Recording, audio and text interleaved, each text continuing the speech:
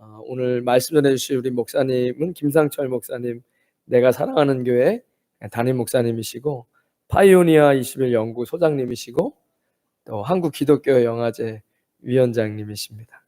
우리가 이미 알듯이 영화 감독님이시고 제자 옥하는 부활 그 증거, 아버지의 마음, 그 외에 다수 기독교 영화를 한국에서 선도하고 계십니다. 또 베델 회복 공동체에서 중독과 심리상담 사역도 하고 계십니다. 우리 김상철 목사님 오늘 히브리서 말씀을 가지고 고난의 싸움을 인내로 이기자라는 말씀의 제목으로 말씀 전해주시겠습니다. 우리 할렐루야로 또 박수로 같이 우리 목사님 맞이하도록 하겠습니다. 할렐루야!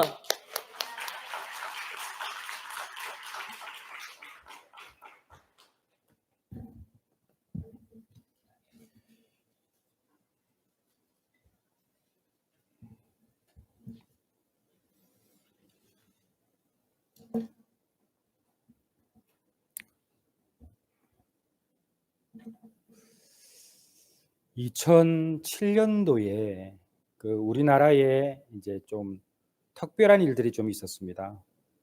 2007년도는 평양 대부흥 100주년이 되는 해였죠. 그 해 5월 달에 해운대에서 20만 명이 모였습니다. 여러분도 잘 아시는 코스타 국제총무 유인건 목사님이 그 실무를 보고 있었죠, 그때. 그리고 7월 8일 날 그 오후에 샘물교회 아프가니스탄 단기 선교팀이 이제 떠나기 앞서서 순교하신 배형규 목사님의 마지막 설교가 있었습니다. 그리고 그날 저녁에 상암동에서는 옥하는 목사님께서 평양 대부흥 100주년 기념대회 설교를 하셨습니다. 2007년도에 이 세 번의 설교 모임이 있었는데 주제는 회개입니다. 평양 대부흥 100주년을 맞이해서 특별한 사건이 있었는데 순교자의 피가 있었고 한국 교회의 교단과 교파를 초월해서 가장 존경받는다고 말했던 옥하는 목사님의 그 울부짖는 설교가 그때 있었습니다. 저는 제자 옥하는이라는 영화를 만들었기 때문에 그 이야기를 너무 잘 알고 있습니다. 옥하는 목사님께서 몸이 편치 않으신 상황에서 설교를 하셨는데 그날 그 설교를 마쳤는데 바지에서 물이 떨어졌다고 합니다. 얼마나 많은 진을 쏟으셨는지. 7월 8일 날 배형규 목사님이 이 땅에서 보내는 자가 되든지 가는 자가 되든지 그 선교의 메시지를 마치고 아프가니스탄에서 피랍되던 그날 교회로 전화를 합니다. 교회로 전화를 하는데 참으로 우연히도 그날 교회를 지나갔던 사모님과 잠시 통화를 합니다. 그 시간에 그 교회에 오시지도 않아더라는 사모님이 그날 마지막으로 자신의 남편인 배형규 목사님과 목소리를 주고받습니다. 그리고 배형규 목사님은 나중에 순교를 당하시죠. 모든 사람들이 해운대에 기독교인들이 부산 기독교인들 많지 않거든요. 그렇게 20만 명 이상이 모이라고는 아무도 생각하지 않았습니다. 그런데 부산 해운대에 20만 명이 모였습니다. 참 인생이 무엇인지 저는 잘 모르겠어요. 제가 올해 이제 50대 중반을 넘어서면서 이 믿는 게 뭔가 그리고 또 하나는 저렇게 죽어가는 사람은 그 인생을 어떻게 정리할 수 있을까? 또 그곳에 20만 명을 왜 모이는가? 이런 생각이 많이 듭니다. 불교에는 천화라고 있습니다. 천화가 뭐냐면 불교를 믿는 성녀들이 그 죽음을 죽고 싶어 해요. 천화가 그들의 꿈입니다. 기독교인들이 죽음의 유협과 배교를 강요당하는 순간에도 예수와 복음을 위하여 기꺼이 죽음을 선택하고 죽임을 당하는 것이 이제 순교잖아요. 그런데 막상 순교의 자리에 섰을 때에 이게 가능할까? 우리에게는 의문이지 않습니까? 근데 그거하고 결은 다르지만 똑같은 죽음인데 불교의 성녀들은 천화를 꿈꿉니다. 천화가 뭐냐? 한 고성이 나이가 들어서 자신의 죽을 때를 압니다. 여러분, 자신의 죽을 때를 아는 사람들이 있습니다. 대표적으로 우리 교회로 보게 되면은 가나안 농군학교 설립자 김용기 장로님이 자신이 돌아가시는 날짜를 알았습니다. 잊혀진 가방에 나왔던 기니비사우의 아이사드 선교사가 자신이 떠날 날짜를 알았습니다. 아마 여러분도 그런 분들 들어본 일 있을 거예요. 아마 집안에도 있을 수 있고. 근데 그 고성이 죽을 때가 되면 지팡이 하나만 딱 가지고 걸어갑니다. 그런데 길로 걸어가지 않아요. 길이 없는 산으로 올라갑니다. 자신의 기운, 마지막 기운이 떨어질 때까지 올라갑니다. 그리고 힘이 다 빠지면 그 자리에 눕습니다. 그나마 조금 기운이 남으면 주변에 있는 풀과 낙엽으로 자기의 몸을 덮습니다. 그리고 사라집니다. 또 하나의 천하는 뭐냐면, 여러분 옛날에 아십니까? 옛날에는 시골에 강을 건너면은 나룻배가 있었습니다. 그게 좀 나아지면 나중에는 저 강과 이 강 사이에 쇠줄을 연결합니다. 그리고 배가 거기에 달려서 쇠줄을 당기면서 강을 건넙니다. 한 노성이 그 나룻배를 탑니다. 그러면 사공이 노를 젓다가 옆을 보고 노를 젓다가 옆을 보는데, 옆을 보면 노성이 분명히 있었는데 어느 순간에 옆을 보면 노성이 없어져 버렸어요. 그냥 물속으로 사라지는 것이 천하입니다. 여러분이 잘 아는 법정이 그 죽음을 사모했습니다. 근데 그렇게 죽지 못했어요. 여러분 옛날에 우리가 역사를 배울 때에 성녀들을 보게 되면 태어난 해는 있는데 뒤에가 물음표가 상당히 많습니다. 기억하십니까? 그 물음표는 죽은 날짜를 모르는 거예요. 천화입니다. 인생의 끝에 무엇이 있는지 알지 못하는 사람들이 인생의 끝을 그렇게 알고자 하다가 그들이 추구했던 진리는 우리 예수 믿는 사람이 아는 진리와는 너무 다릅니다. 무엇인지 아직은 알 수 없지만 그 사람들이 그렇게 추구가는 이유는 분명히 있을 것입니다. 여러분, 우리가 믿고 있는 진리는 무엇인가요? 여러분은 예수님을 믿으십니까? 예수님을 믿으세요? 거짓말하지 마세요. 그러나 분명히 여러분은 예수님을 믿으실 것입니다. 제가 베델 회복 공동체라는 상담 사역을 하고 있는데 가끔 겁이 날 때가 있습니다. 귀신이 있는가요? 없는가요? 여러분 귀신이 있어요? 없어요? 있죠. 성경에 있잖아요. 귀신 들린 사람 보셨어요? 안 보셨어요? 보신 분? 네, 우리 목사님들인데 있어요. 한 4개월 전인가 상담을 하는데 키가 조그마한 여성, 한 50대에 가까운 여성이 찾아왔습니다. 제가 이제 상담을 많이 하다 보니까 이게 조현인지 아니면 우울이 깊은 사람인지 아니면 귀신 들린지 조금 압니다. 근데 귀신 들린 사람의 특징이 공통점이 좀 있어요. 그게 뭐냐면 제 눈을 못 봅니다. 한 번도 못 봅니다. 살짝 힐끗은 봐요. 그 다음에 우리 내가 사랑하는 교회 밑에 있는 베델 회복 공동체 상담실은 반드시 제가 먹을 것을 줍니다. 그 이유가 있습니다. 그들은 저에게 묻지도 않고 먹습니다. 먹으면서 저를 힐끗힐끗 쳐다봐요.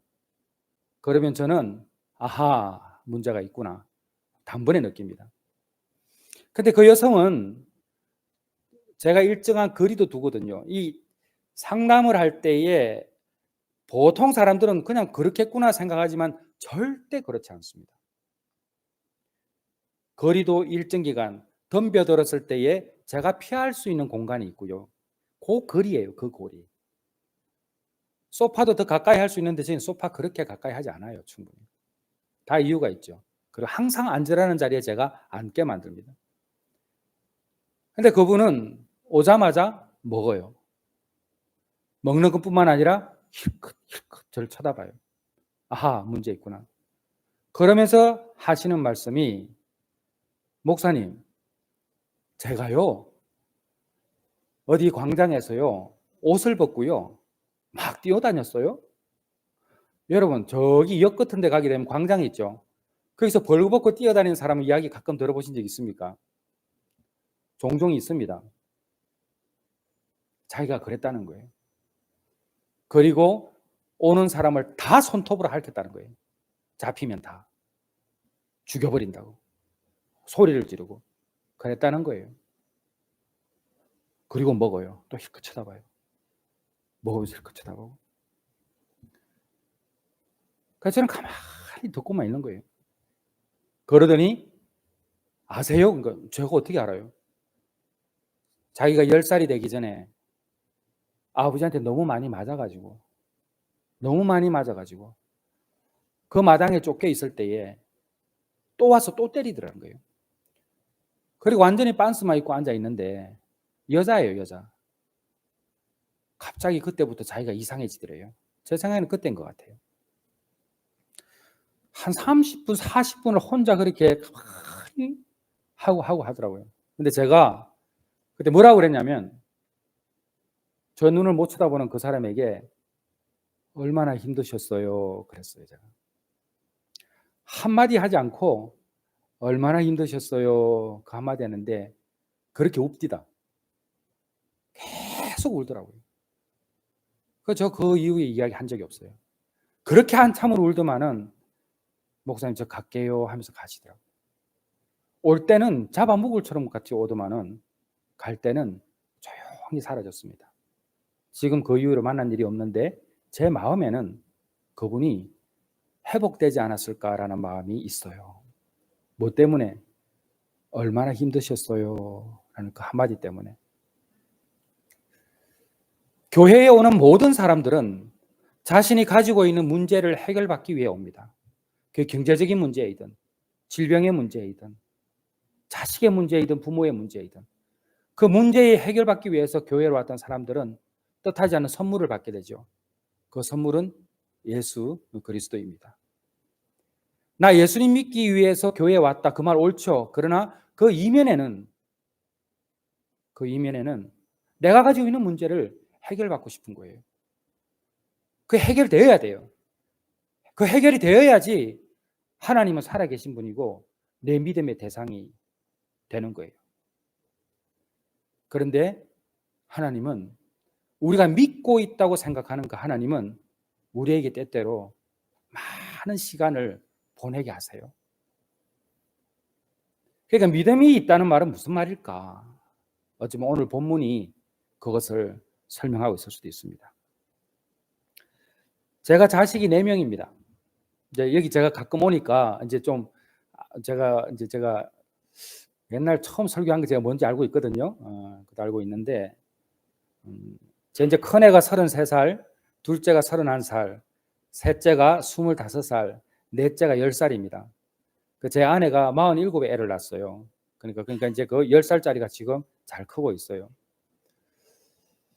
제가 모태 신앙이 아니고 결혼하려고 교회 갔거든요. 결혼하려고.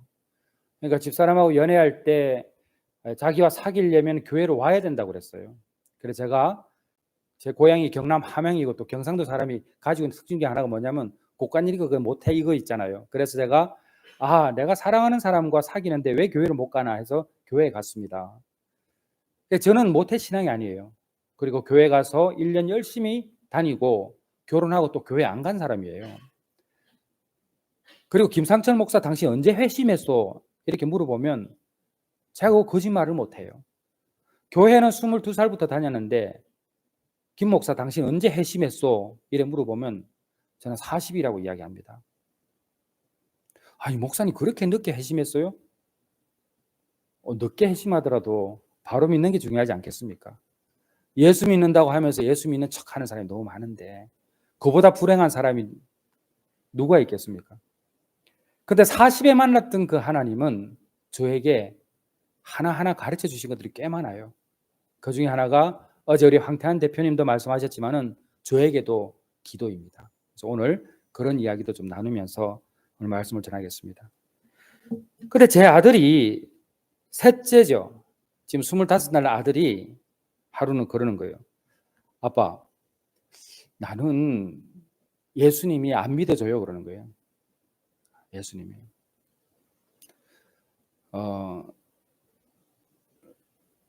근데 제가 그 이야기를 들을 때에 기도가 하나 생각났어요. 일본에 있는 한 선교사님이 자신의 아들이 옆에 있고 저도 있는데 저를 옆에 두고 아들을 위한 기도를 하는 거예요. 자기 아들을 위해서. 근데 이런 기도를 하는 거예요. 하나님, 제 아들에게 고난을 주셨으라도 예수님 믿게 해주세요. 이 기도를 하는데 너무나 그게 선명하게 들려요. 부모가 자식에게 고난을 달라는 기도가 쉽겠습니까? 근데 그 선교사님은 그 고난보다 예수를 믿는 게 얼마나 중요한지를, 결국은 예수를 믿어야 그 고난을 넘어설 수 있다는 것을 아시기 때문에 그 기도를 하신 거죠.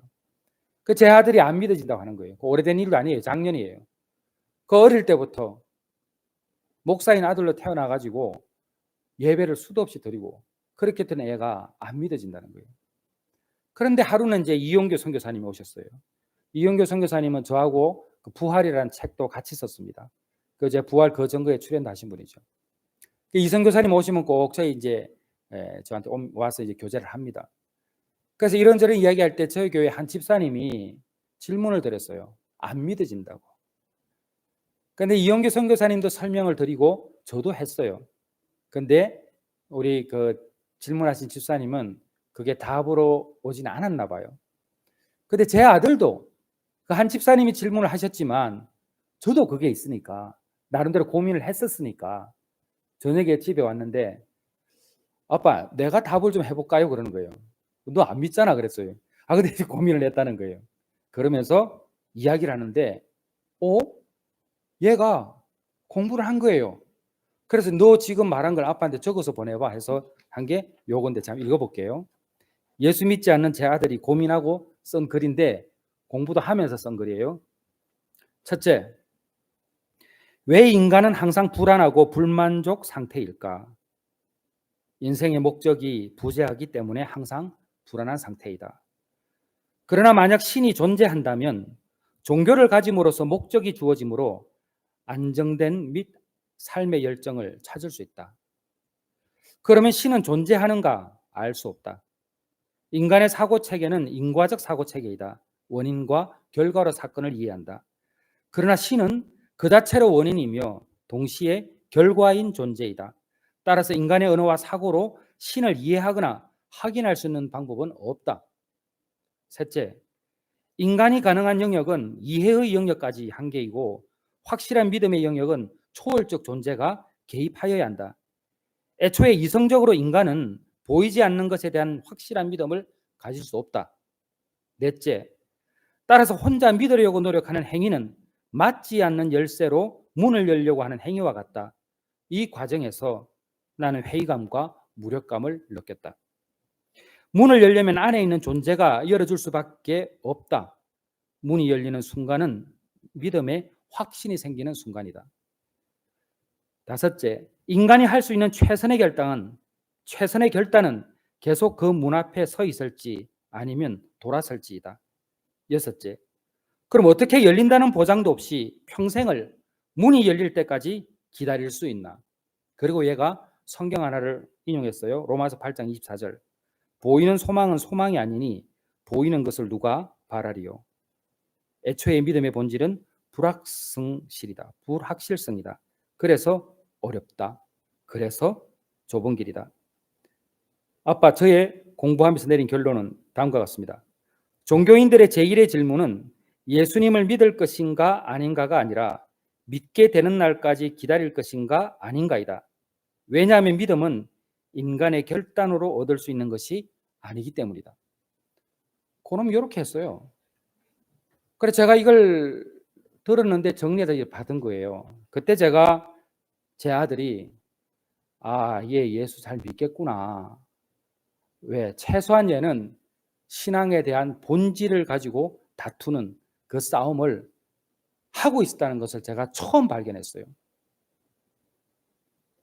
여러분, 여러분에게 찾아오는 고난에 대해서 여러분은 어떤 해석, 여러분, 우리 인생에 고난 당하지 않는 인생이 누가 있습니까? 우리 인생에 다시 돌아가고 싶지 않는 그 순간을 가지고 있지 않는 사람이 누가 있겠습니까? 하나님께서는 각자에게 고난을 허락하시는데 그 고난은요, 다 달라요. 다 달라요. 인간에게 같은 고난이 있다 천만에 달라요. 사람은 달라요. 똑같은 문제를 가지고도 해석을 다르게 해요. 근데 예수를 믿으면 뭐가 바뀌는가? 해석이 달라지는 거예요. 저희 아버님이 평생을 병으로 누워 계셨습니다. 고엽제 후유증과 외상후 스트레스 장애로 어머니를 그렇게 고생시켰습니다. 그런데다 술도 드셨어요. 저는 어렸을 때에 아버지가 자전거 타고 다니셨는데 저기 멀리서 상철아 부르면요, 그냥 제 심장이 떨어져요. 무서워서. 해가 어금어금 졌는데 안 오시면 그때부터 간이 졸여요. 왜냐면 아프신 데다가 술을 드시고 상철아 불러요. 또 동네가 시끄럽게 부르세요, 이분이. 무서워요, 그러면. 그러면 저희는 삼남매는 아버지가 빨리 주무시는 게 최선이에요. 그래서 방 한켠에 떨고 있어요. 어머니는 가끔 아버지한테 매도 맞으셨어요. 그러니까 제가 사고하는 그 시간이 초등학교 1, 2학년인데 그러면 1, 2학년 전에 그 세월도 있었을 거 아니에요. 어머니는 더 힘든 시간을 보냈겠죠. 그럼 아버지 주무시면은 그 깍지발 있죠. 깍지발. 깨면 안 되니까. 이제 그렇게 이제 다니는 거예요. 근데 그 시간을 저만 그렇게 보낸 건 아니에요. 제 동생들도 그렇게 보냈죠. 근데 저 때는 그런 아버지들이 많았어요. 근데 놀라운 것은 상담을 해보니까 지금도 그렇게 많네요. 부부가 다투어서 옵니다. 그럼 제가 물어요. 왜 결혼했냐고. 말 안 해요. 부인은 울어요. 다시 물어요. 남편에게 왜 결혼했냐고. 아무 말 안 해요. 부인에게 물어요. 왜 결혼했냐고. 울어요. 연애 결혼했어요? 중매 결혼했어? 물어요. 연애 결혼했대요. 그럼 간단하네요. 너무 사랑하니까 더 행복해지고 싶어서 결혼한 거 아니에요? 울어요 또. 맞거든요 그게. 근데 왜 결혼을 하면 불행한 거예요? 사랑해서 더 행복해지려고 결혼했는데 왜 그렇게 살아요? 울어요. 그러니까 이게 굉장히 모순이에요 이게. 인간사가 그런 거예요. 인간사가. 예수 믿으면 잘 돼야 돼요. 왜? 예수님은 우리가 할 수 없는 것을 했으니까. 우리가 경험해보지 못하는 죽음이 있잖아요. 인간이 유일하게 경험해보지 못하는 것이 죽음인데 그것을 경험해보신 분이 우리 예수님이잖아요. 그리고 그 죽음을 이기셨잖아요. 그 이기신 분이면 모두 이긴 거 아닌가요? 근데 그분이 살아계신다고 하는데 내 인생에 하나님이시면 그냥 말씀 하나로 탁 하면 되는 건데 안 해주신다는 거예요. 우리 어떻게 해야 되는 거예요?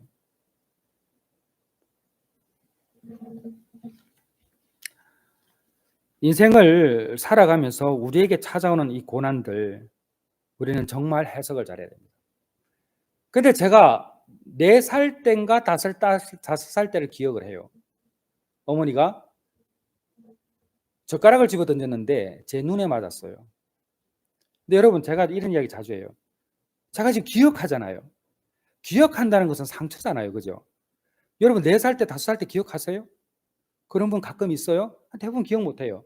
근데 제가 나이까지 기억하잖아요. 근데 사건을 기억해요? 젓가락이 제 눈을 때린 거예요. 어머니가 던진 게 확실해요. 제가 어머니를 지칭했잖아요. 분명하거든. 어머니가 던지셨거든. 그리고 어머니 울음도 어머니 얼굴도 어머니가 입은 옷도 기억이 나요. 검은 머리에 지금 돌아가신 저희 어머니가 혼자 울고 있는 모습이 지금도 보여요. 얼마나 힘이 들었는지 이유는 몰라도 아무튼 젓가락을 집어 던졌는데 제가 맞았어요. 근데 맞고 우니까 어머니가 달려와서 저를 안아주신 게 기억이 나요. 제가 나이가 들어서 회심을 하고 40이 넘어서 중독이라는 영화를 나중에 만들어요.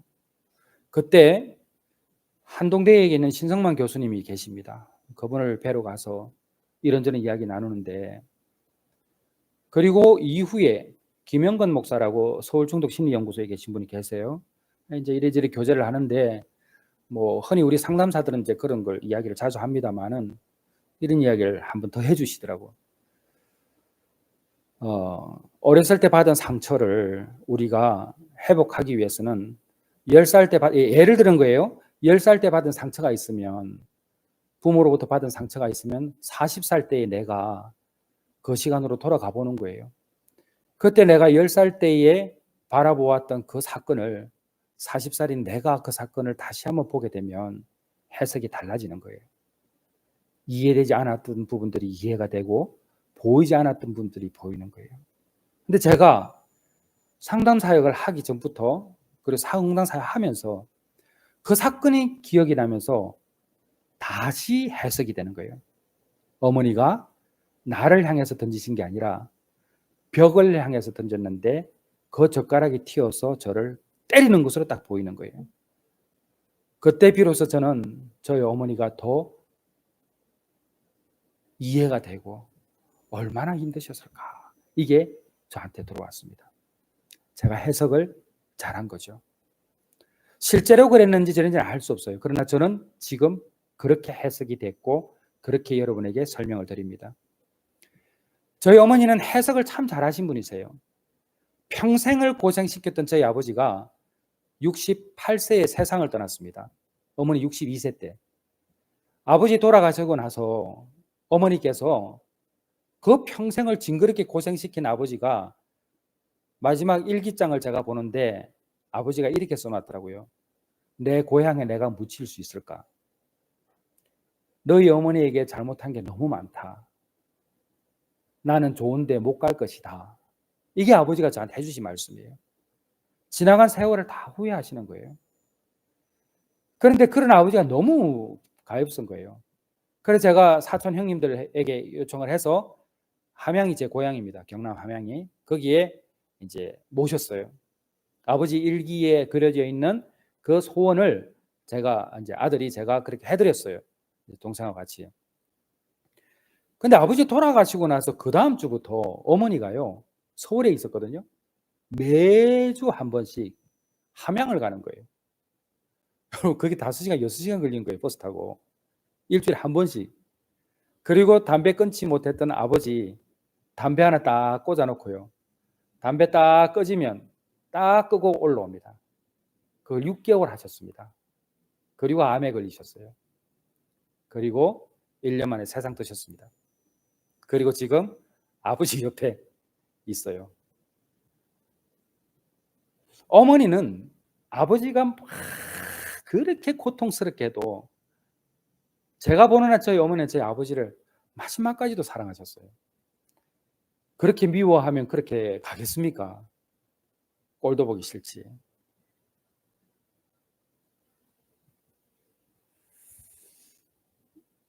근데 그게 잘했다 안 했다가 아니에요.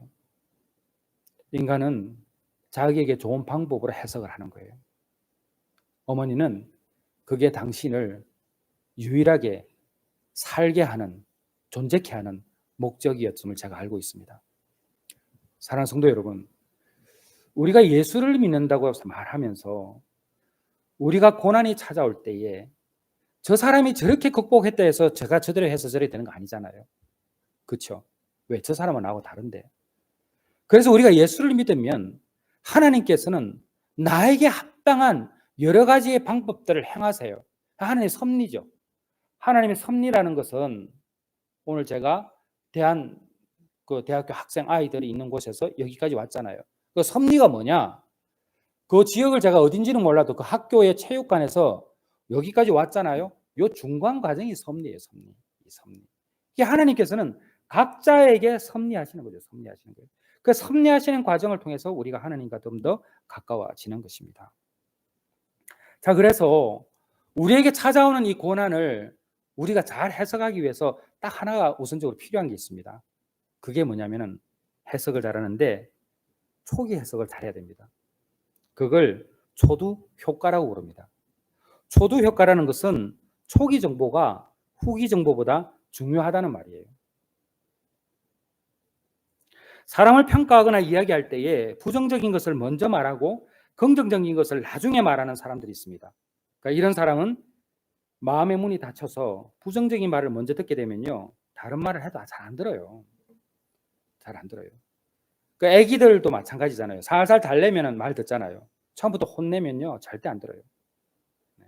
그 요즘 유튜브 같은 거 보면은 참 재밌는 거 많더라고요. 애한테 쓴 약을 먹어야 되는데 그 쓴 약을 바로 먹이지 않죠. 어떻게 먹여요?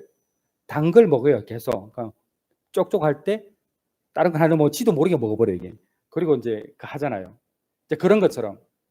그러니까 이 초두 효과라는 것은 무슨 말이냐면은 처음에 우리가 긍정적인 것을 먼저 판단하고 선택하고 또 긍정적으로 말을 해야 된다는 거죠. 제 처남이 이제 저보다 2살 어립니다. 제 처남이. 이 큰 처남이 장인어른 일찍 돌아가셨기 때문에 이제 큰 처남이 이제 작은 처남을 이렇게 좀 교육을 시키고 해요. 근데 큰 처남은 좀 특이한 게 있는데 동생이 잘못하면은 맛있게 밥을 먹여요. 평소에보다 더 훨씬 빵도 사주고 그래요. 그리고 그날 저녁에 아주 죽여버려 놔버려요. 아주 그냥 막 잘 먹여놓고 그날 반 죽여버려요. 그 왜 그러냐? 묻지도 않았고 왜 그런지도 말하지 않았어요. 근데 이 둘째 처남이 형에 대한 존경심이 대단해요. 그렇게 두드리 패고 하는데도 먼저 먹이고 팼거든요. 여러분, 먹이고 팬다는 걸 또 생각해 보는 거예요.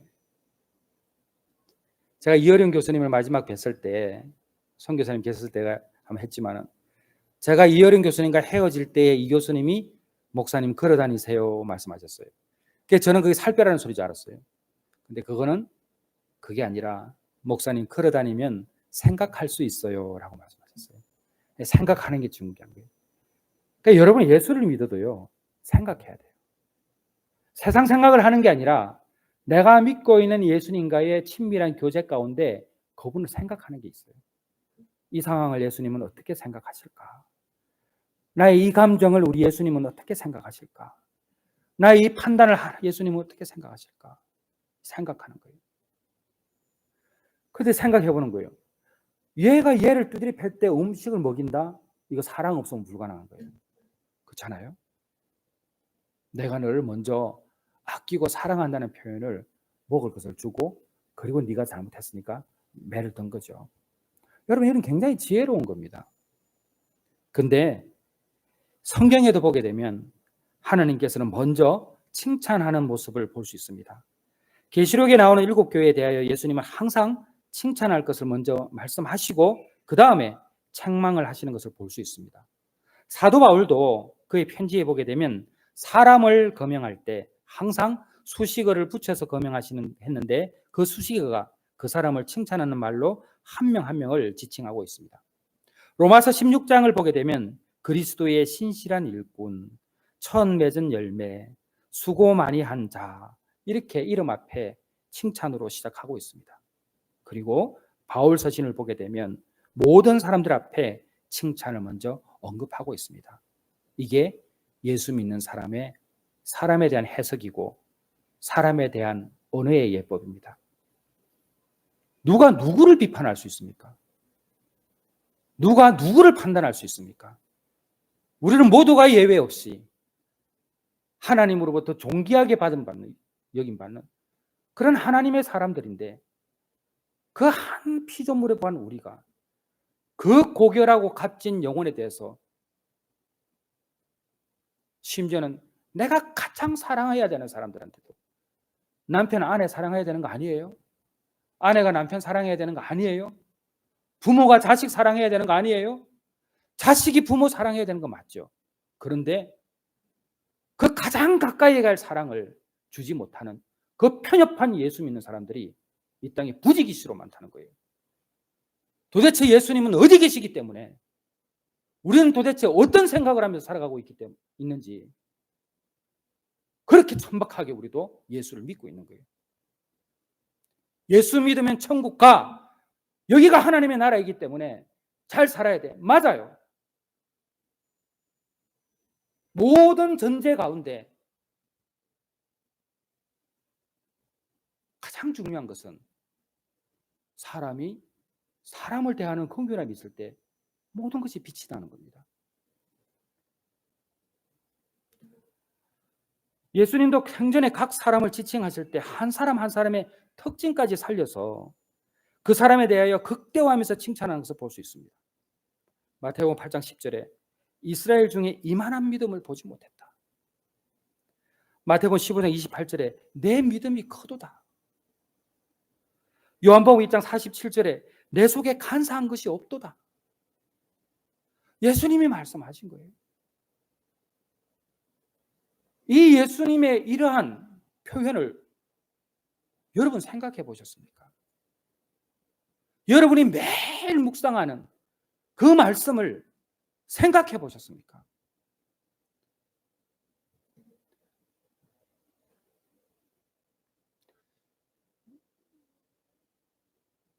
이 생각 자체를 해야 되는데 하지 못하는 게 왜 그런가? 그게 영적인 전쟁이라는 거예요. 여러분 알아요. 그렇게 해야 되는 거. 그래서 은혜를 받잖아요. 나 저렇게 안 해야 돼. 근데 그게 오래 못 간다는 거예요. 그게 왜 그런가? 영적인 거예요. 그래서 고난의 싸움을 우리가 이겨내기 위해서는 인내가 필요한 거예요. 육은 늘 원합니다. 배고프면 밥 달라고 그래요. 피곤하면 잠을 달라고 그래요. 아프면요 약을 달라고 그래요. 늘 원해요. 그러나 영으로 새롭게 되면요 달라져요. 저의 믿음의 친구인 천정은 자매가 오늘 아침에도 제가 이제 왜냐하면 저한테 문자가 왔는데 이렇게 왔어요. 제가 한번 읽어드릴게요. 항암을 150차, 160차 넘었고요. 머리가 지금 뚫려 있어요. 구멍이 지금 나가지고. 근데 지금 저한테 오늘 온 카톡이 이렇게 왔어요. 한번 읽어드릴게요. 목사님, 지난주 MRI 결과 뇌에 있는 암들이 전체적으로 더 커지고 퍼졌다고 합니다. 일단 큰 덩어리들 때문에 이번 주일 입원해서 5일에 걸쳐 가마나이프 방사선 수술을 하기로 했습니다. 수술을 통해 뇌암이 사라져 들고 시력, 청력 모두 잘 회복되게 해주시기를 기도 부탁드립니다. 사랑합니다. 늘 감사합니다. 여러분 뭐 다니엘 기도 이런 데가 뭐 천정은 자매 치면 나올 거예요. 이 자매가 말도 안 되게 아파요. 제가 그걸 아니까. 그런데 특징이 하나 있어요. 해석을 잘해요. 해석을. 누구 말대로 내게 주신 고통이 빛날 수 있다면 이건 하나님의 섭리라고 믿는 거예요. 그러니까 고통에 대한 해석을 잘하기 때문에 그곳에서 은혜를 발견하는 거예요. 우리에게 찾아오는 이 고난에 대해서 해석을 잘하는 사람들이 대표적인 인물이 요셉이죠. 해석을 잘했죠. 여러분, 예수를 믿는다는 것은 자기를 위해서 사는 사람이 절대 아니에요. 제가 오늘 학교에 갔는데 우리 조용모 목사님 대학교에 아이들이요. 세상에 그 아이들이 그렇게 뛰어놀고 하는 걸 보면서요. 저 눈물이 팔컥 났어요. 그 얼마나 고결하고 성결하고 아버지의 마음이 담겨있는 그 위대한 사역입니까? 제 원래 꿈이 학교 선생님이었거든요. 저는 연애할 때 집사람이요. 주일학교 교사라고 그러더라고요. 저는 학교 선생님하고 같은 줄 알았어요. 그거 더 사랑했잖아요, 제가. 아니, 저는 국어 선생님이 국사 선생님이 제 꿈이었으니까. 주일날 데이트를 약속 안 하는데 안 만나주는 거예요. 왜 그러냐니까 자기는 교회학교 교사라는 거예요. 아이고야, 내가 안 그래도 선생님이 꿈인데 이게 진짜 선생님이 제가 사랑하는 연인이 되니까 여러분 제가 옛날에 와서 했잖아요. 제가 상사병이 나가지고 저는 제가 처음 만난 여자하고 결혼했거든요. 저는 여자는 집사람밖에 몰라요. 다른 여자를 사귀어 보질 못해가지고 당구 처음 배우면 천장에 당구 따위가 보이거든요. 요래 치면 저리 가겠다 이건 거. 저는 천장에 집사람 얼굴밖에 안 보였어요. 완전 상사병이 걸려가지고 죽는 줄 알았어요. 그런데 교회 학교 다닌단 말이에요. 제 꿈이 교사다 보니까 우리 조현목 목사님이 학교 사역을 그때 한다고 말씀드렸을 때 너무 기뻤어요. 왜? 저는 교회에서 할 수 있는 가장 위대한 사역 중에 하나가 교육 사역이라고 보는 겁니다. 왜? 예수님으로 교육시키는 이거보다 위대한 일이 뭐가 있겠습니까? 자, 여튼 이 고난의 싸움을 살아가는 우리가 예수를 믿고 해야 할 일들이 존재하잖아요. 첫째는 가정을 바로 세워야 되고, 둘째는 하나님이 주신 자녀들이 있다면 그 기업을 잘 키워야 되고, 내가 하고 있는 사업장이 어중간한 사업이 아니라 잘 돼서 아버지의 나라를 위해서 쓰임 받도록 해야 될 거 아니에요. 언젠가는 우리가 떠날 텐데. 그런데 그게 하는 게 어려운 게 뭐냐? 영적인 문제이고, 앞서 말했죠. 사탄도 역사하는 거예요. 그래서 우리가 전신갑주를 입고 나아가고, 첫 번째는 해석을 잘해야 된다. 어떤 어려움이 와도 우리 예수님은 나에게 나쁜 것을 주시는 분이 아니야. 따라하십시오. 예수님은 나에게 나쁜 것을 주시는 분이 아니야. 절대 우리 하나님은 나쁜 것을 주시는 분이 아니에요. 우리 예수님은 항상 좋은 것을 주세요. 내게 암을 줘도, 내 사업을 어렵게 해도, 나에게 가난이 있어도 결국은 좋은 것을 주시기 위한 아버지의 사랑이야. 이게 우리 예수 믿는 사람의 해석이에요. 내게 주시는 고통이 너무 아파서 힘들어도, 어제 하준파파 이야기했잖아요. 그 아파가지고 뒹구는데 어디가 아픈지 모르니까 뒹군다는 거 아니에요. 우리 인생을 살아보면 그런 때가 있거든요. 여러분도 다 있어요. 아프긴 아픈데 어디가 아픈지를 모르는 거예요. 그럼 어떻게 해요? 뒹굴어야지. 아프니까. 제가 우울증이 너무 깊이 들려가지고 늘 이야기하는 게 수면제 70알 2번 먹고 산에 가서 목을 매달고, 그게 제 30대였거든요. 저는 초등학교밖에 졸업 못했습니다. 늦게 공부했어요. 근데 제가 왜 이렇게 여러분에게 이 말을 할 수 있느냐? 저는 제 고난을 해석을 잘합니다.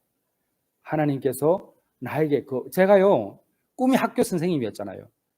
제가 국민학교 졸업하고 처음에 들어간 일이 중국집 배달이었습니다. 그럼 옛날에 동방생명이라고 해서, 동방생명, 삼성생명 이전에 동방생명, 그 아줌마들은요 꼭 말일에 음식을 시켜요. 그것도 꼭 퇴근할 쯤에 음식을 시켜요. 그것도 짜장면 30개, 40개를 시켜요. 이 아줌마들이 마감한다고. 그러면 14살인 제가 짜장면 하나에다가 6개 들어가고 가운데 하나씩 끼면 9개 들어가요.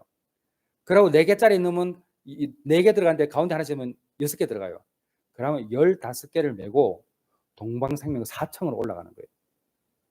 여러분, 요만한 애가 15개를 메고 가는 거예요. 그때 그렇게 일하면 한 달 받는 월급이 3만 원입니다. 그 3만 원 받으면은 사 먹는 게 다이제스티브라고 있어요. 제가 쓸 수 있는 유일한 돈입니다. 그리고 나머지 돈을 아버지 갖다 드려요. 그럼 그 돈으로 또 쌀 사죠. 근데 그 다음날 이제 그릇을 찾으러 가는데 애들이 학교 가는 걸 보고요. 계단이 요렇게 돼 있잖아요. 요 홈이 있잖아요. 거기서 정말 많이 울었습니다. 학교 가고 싶어가지고. 근데 저와 같이 그런 상황에 있었던 사람이 많았어요. 저만 있는 게 아니었어요. 아마 여기에는 저보다 더한 분도 계실 거예요. 근데 제가 그런 시절을 보냈기 때문에 학교 교육이 얼마나 중요한지를 아는 거예요. 공부하고 싶은 아이들이 공부 못하는 마음을 제가 알아요. 제가 우울증에 걸려봤기 때문에 우울증 걸린 사람 마음을 알아요. 제가 약을 먹어봤기 때문에 오죽하면 저렇게 할 걸 알아요.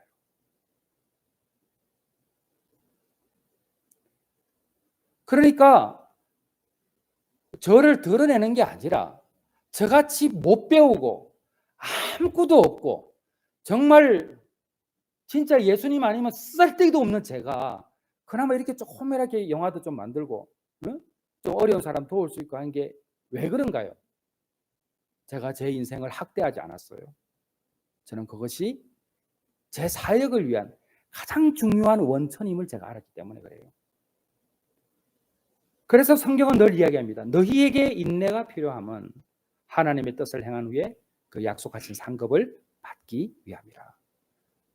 사랑하는 성도 여러분, 왜 싸웁니까? 왜 다툽니까? 내가 좀 더 행복하고 싶거든. 내가 조금 더 존중받고 싶거든. 여러분, 크게 아무 소용없어요. 사람의 속에 든 것을 누가 압니까?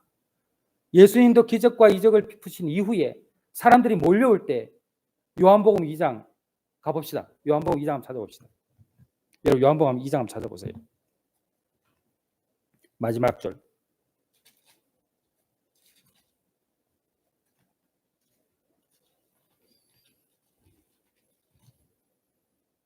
25절.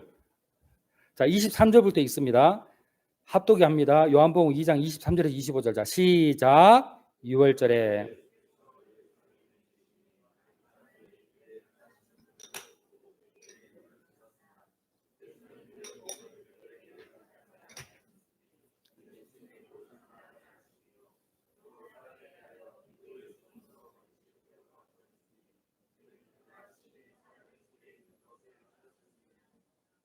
6월절에 예수님께서 예루살렘에 계셔서 많은 사람들이 예수님께서 행하시는 그 표적을 보고 예수님을 믿어요. 예수님을. 그 예수님은 그 몸을 그러나 그 사람들에게 의탁하지 않았어요. 왜? 많은 사람들이 예수님과 함께 하고자 했으니까. 그런데 하지 않았어요. 왜 그런가? 사람을 아시는 거예요. 마지막 절에 되어 있죠. 사람의 속에 있는 것을 아셨다. 여러분, 우리가 예수님을 행복하게 믿기 위해서는 사람에게 위로받을 수 있죠. 그렇죠? 그건 중요해요. 그러나 하나님으로부터 위로받는 법을 배워야 돼요. 하나님으로부터 인정받는 것을 배워야 돼요. 하나님으로부터 내가 그분께 안겨 있다라는 그 믿음을 가질 수 있도록 기도하셔야 돼요. 사람에게 받는 그 어떤 것도 물거품처럼 사라집니다. 유한한 인간이 영원한 하나님을 대신할 수 없어요. 진리를 인정한 사람들이 모여 있는 곳이 교회이고 인간의 유한성을 인정한 사람들이 잠들어 있는 곳이 묘지라고 볼 때에 우리가 진리를 인정한 사람들이 이곳에 모여 있다면 그 진리가 무엇입니까? 그 진리가 무엇입니까? 그 진리가 무엇인지를 우리가 알아야지. 그 진리는 내가 길이옵니다. 내가 생명입니다. 그 예수를 바로 믿을 때에 길 되시고 생명 되시는 예수의 마음이 내 안에서 살아 움직이는 거예요. 그럴 때 사람에게 상처받지도 않고 사람에게 의지하지도 않고 오직 예수만 바라보고 세상에서 일어나는 어떤 영적인 전쟁도 예수 이름으로 떠나가라. 하나님은 나에게 좋으신 것을 주시는 분이다. 불안과 염려와 걱정과 근심과 좌절과 절망과 아픔과 고통은 하나님이 주시는 것이 아니야. 사랑과 희망과 용기와 긍정과 그 긍정 가운데 일어나는 할 수 있다. 주님이 함께 하시기 때문에 그것은 우리 하나님이 주시는 거죠. 그래서 이기기를 다투는 자마다 믿음의 경주를 할 때에 우리 인생의 해석을 잘할 수 있기 때문에 그 경주를 온전히 할 수 있는 겁니다. 잠언 12장 25절 근심이 사람의 마음에 있으면 그것으로 번뇌하게 되나 선한 말은 그것을 즐겁게 하느니라. 여러분 이 말씀 너무 중요합니다. 한번 찾아볼까요? 잠언 12장 25절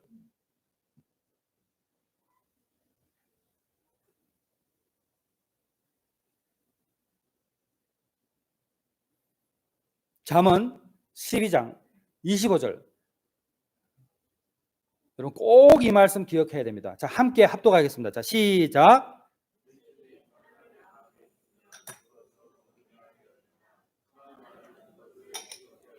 예, 한 번 더 읽습니다. 시작.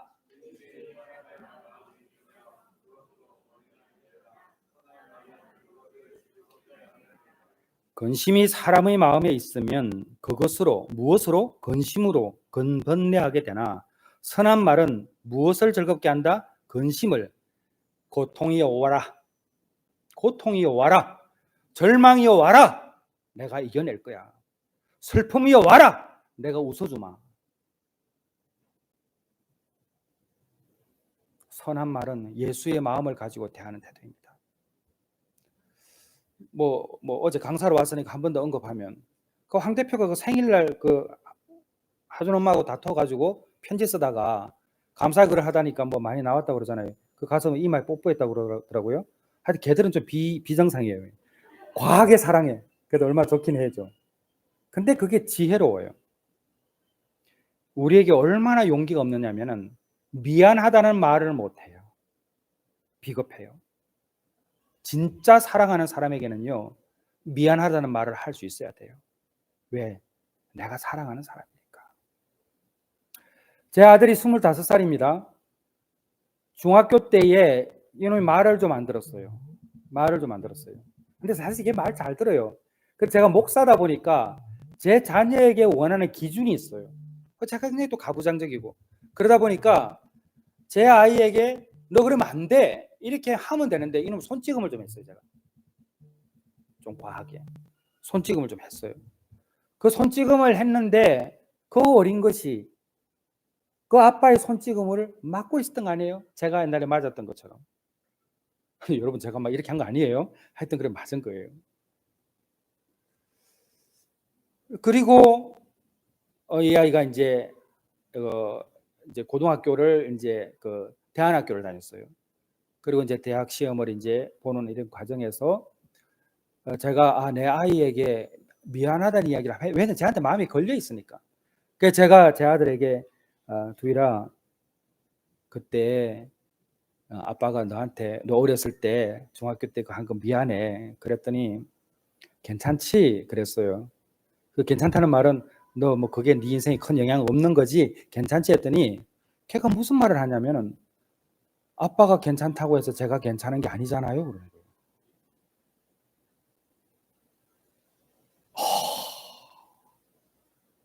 저 너무 많이 울었어요. 혼자서.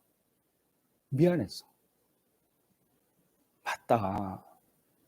나는 내가 저 아이가 옳지 않다고 생각해서 판단해서 회초리를 들었는데 나는 그것이 내 해석으로 옳은 것이라 생각을 했고 그 아이에게 손찌검을 했는데 그 어린 것은 판단할 수 있는 능력이 없을 때 아니에요? 그걸 이해 못하고 그 행했던 그 손찌검이 제 마음에 걸렸었으니까 근데 이제는 네가 좀 컸으니까 그 아빠 이해하지 이걸 아빠가 괜찮다고 해서 제가 괜찮아 아니잖아요. 이렇게 할 때 많이 울었습니다. 그리고 그때부터 제가 제 아들을 거의 매일 제 차에 태워서 학원을 왔다 갔다 했어요. 어떤 데는 아무 말 없이 가기도 하고 어떤 데는 네 꿈이 뭐냐 물어보고 대화하고 계속 다녔어요. 그래서 제가 얼마 전에 한 1, 2년 전에 제가 물었어요. 두일아 너 그때 왜 그랬니? 아빠가 괜찮아요 제가 괜찮은 거 아니잖아요. 이런 물으니까 이놈이 그 사건 자체를 기억을 못해요. 제가 그런 말을 했어요 그러는 거예요. 그때 제가 너 기억 안 나? 그러니까 자기는 기억이 안 난대요. 근데 그때 제가 하나님께서 이 아이의 마음을 다스려 주셨구나. 기억이 안 나는 거예요. 여러분 상처가 회복될 때에 나타나는 뚜렷한 징후 중에 하나가 그 상처가 기억이 나지를 않습니다. 때로는 그 상처가 기억이 나면서 우리의 사역을 위해서 쓰임 받을 때도 있지만 하나님께서 때때로 망각의 은혜도 주세요. 근데 제가 이렇게 하면 대단한 이거 아니에요. 제 기준이 있잖아요. 항상 사람 자기 기준이 있으니까. 그렇습니다. 여러분, 우리가 하나님의 예수를 믿는 사람으로서 한 걸음 한 걸음 걸어갈 때 진리를 알고 있는 우리가 세상 사람들이 바라보는 세상과 같이 바라보게 되면 우리는 예수 믿는 사람이라고 말하기 어려워요. 여러분이 예수를 믿습니까? 라고 물을 때에 그 간단하게 내가 예수를 바로 믿고 있는가, 진짜 믿고 있는가 이 부분에 대해서 체크할 수 있는 게 있어요. 그게 뭐냐면 기도하고 내 생각대로 하는가, 기도하고 기다리는가예요. 많은 크리스찬들은 기도하고 내 생각대로 합니다. 그런데 진짜 예수 믿는 사람은 기도하고 기다립니다. 정리하겠습니다. 한 가지 말씀을 드리고요. 제가 인생의 길을 찾지 못하고 방황하던 그 시절에 강원도 홍천을 강원도 정선을 가고 싶었어요. 아니 근데 이렇게 정선 이야기하면 또 그 도박장이 있으니까 그게 아니고요. 제가 역사를 좋아하니까 고고학도 좋아해요. 그 옛날 손때 묻은 걸 타기 좋아해요. 그래서 저는 제 개인적으로 제가 다큐멘터리 감독이기도 하기 때문에 헬렌 로즈비어나 아일사드나 콩고나 어디 나라를 가더라도 항상 그 정글 한가운데 있는 돌덩이 하나, 그분들이 쏘고 나면 어떻게 뭐 종이 하나, 심지어는 활자 이런 걸 다 모아둬요. 왜냐하면 제가 그런 걸 좋아해요. 근데 제 기억 속의 정서는 우리나라의 애틋한 정서가 담겨 있는 곳이기 때문에 언젠가는 가보고 싶은 곳이었어요. 그래서 하루는 출근을 하다가 정선을 한번 가보자 한 거예요. 이렇게 양복 입고 가다가. 그러다가 지갑에 보니까 돈이 없는 거예요. 그 돈을 보니까 계산 다 해보니까 딱 어디까지 갈 수 있는가? 횡성까지 갈 수 있더라고요.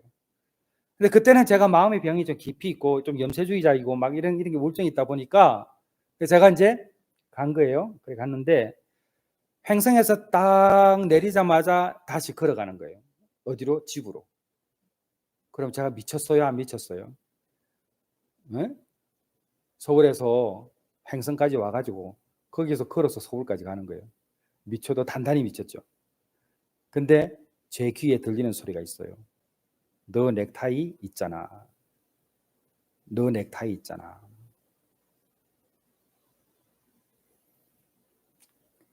저는 그 목소리가 뭔지를 알죠.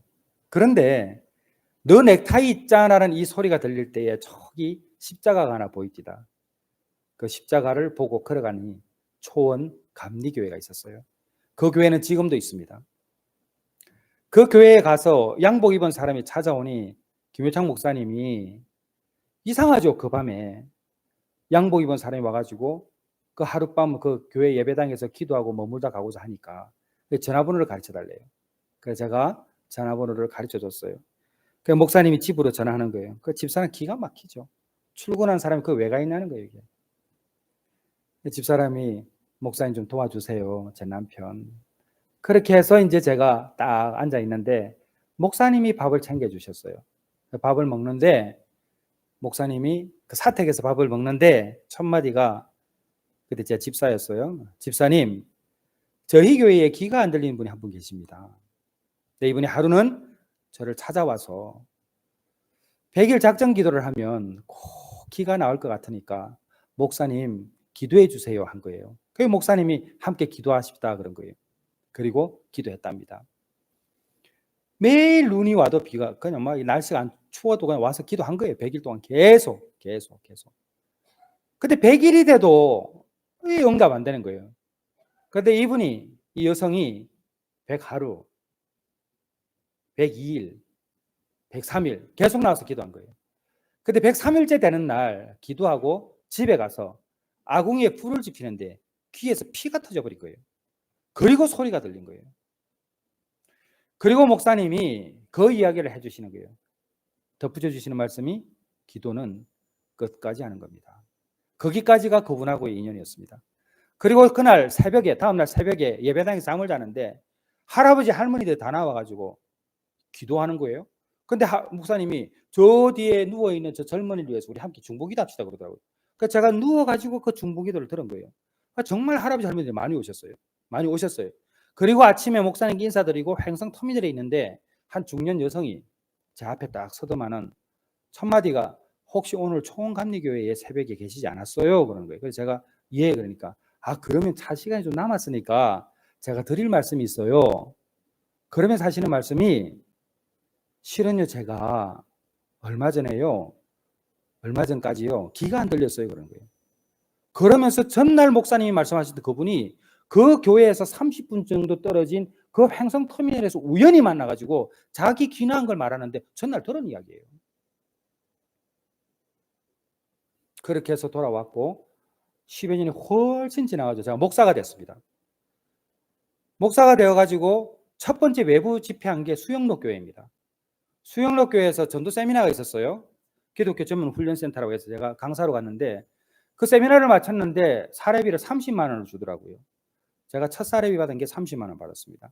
그래서 그 사례비를 가지고 제가 대전에 살 텐데 대전에 올라왔는데 자꾸 이 목사님이 생각이 나는 거예요.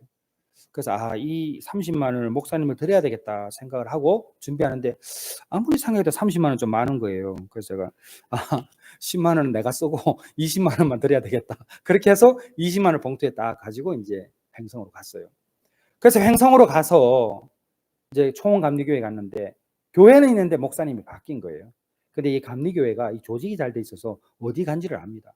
그래서 제가 이제 이분이 홍천에 있는 감리교회에 가 있다 들었고 그 교회를 이제 가기 전에 이제 전화번호 줘가지고 전화했어요. 목사님 저 혹시 기억하세요? 양복 입고요. 귀 안 들리는 권사님 이야기요. 그러니까 모르더라고요. 그러니까 그러면서 제가 뭐 그 밤에 막 이렇게 또 귀 안 들리 뭐 이렇게 하니까 그분이냐 하면서 와서 좀 기다리래. 그럼 내가 지금 어디 나와 있으니까 사모하고 들어가겠다고. 그래서 제가 이제 그 교회에 가서 기다렸는데 한 8시쯤 7, 8시쯤 돼서 두 분이 오는 거예요.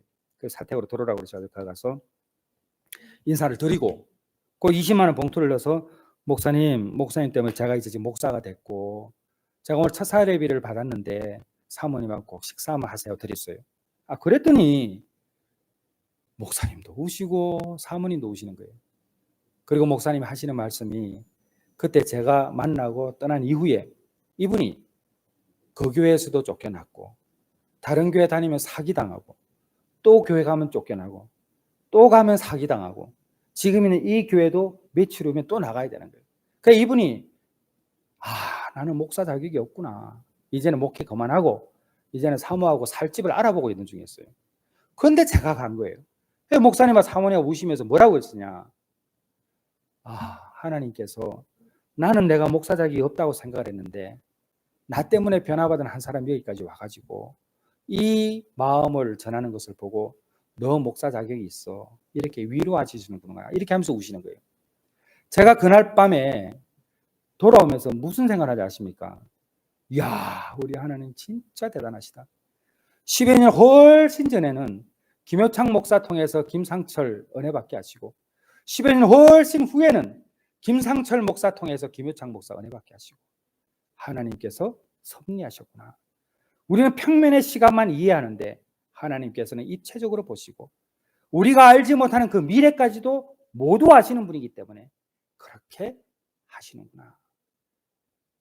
그 귀 안 들리는 집사님은 100일 동안 작정한 거 아니에요? 그런데 그 100일 작정은 누가 했습니까? 본인이 한 거잖아요. 그런데 그 100일이 지났음에도 불구하고 포기하지 않고 기도했던 그 3일의 믿음이 귀를 낫게 했구나. 너희에게 인내가 필요함은 하나님의 뜻을 행한 후에 그 약속하신 상급을 받기 위함이라. 사랑하는 성도 여러분, 고난이 찾아올 때, 고난이 싸움을 걸어올 때 싸우십시오. 그 고난은 하나님께서 주시기도 하지만 사탄은 그 고난을 이용합니다. 여러분을 무너뜨릴 거예요. 여러분의 행복을 앗아갈 거예요. 예수 믿는 즐거움을 파괴할 거예요. 싸우십시오. 그리고 가장 좋은 싸움은 인내하며 나가는 것입니다. 그 싸움을 여러분이 싸울 때에 언젠가 주님 앞에 섰을 때에 하나님께서 여러분에게 얼마나 힘들었니? 라고 말씀해 주실 줄 믿습니다. 기도하겠습니다.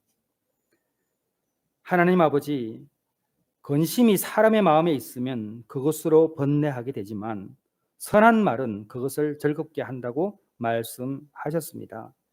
저희에게 찾아올 때의 이 고난을 저희가 싸우되 항상 긍정적인 생각을 가지고 예수의 마음을 품고 그 고난과 직면하게 하여 주시옵소서. 그리고 우리가 가져야 될 그 인내가 분명하다면 그 인내를 소유하는 믿음을 갖게 하여 주옵소서. 예수님의 이름으로 기도드렸사옵나이다. 아멘. 이제는 우리 주 예수 그리스도의 은혜와 하나님 아버지의 극진하신 사랑하심과 성령님의 교통 역사하심이 임마누엘 교회 성도들 머리 위에, 가난 교회 성도들 머리 위에, 내가 사랑하는 교회 성도들 머리 위에 이제로부터 영원토록 함께 있을지어다.